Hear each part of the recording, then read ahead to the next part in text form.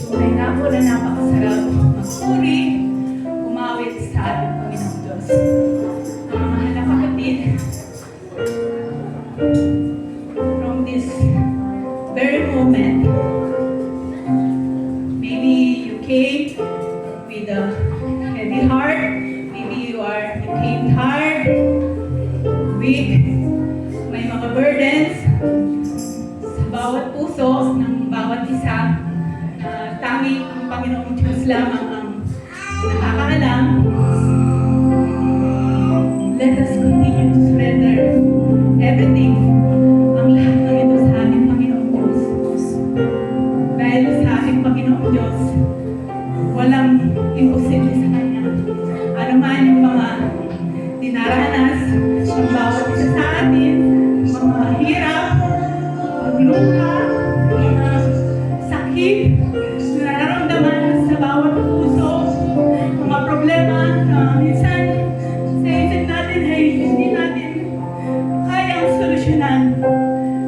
Pero let us always remember na ang ating Panginoong Diyos kayang ayusin ang lahat sa ating buhay, lalo na sa mga anak niya na patuloy na nagtitiwala, patuloy na nagpapasakot sa Kanya, at patuloy na nananalig sa Kanya, at patuloy na sumusunod sa Kanyang mga utos. Kaya mga kapatid, let this song be a declaration of our heart that our Lord, He is our everything, our all in all. Hallelujah.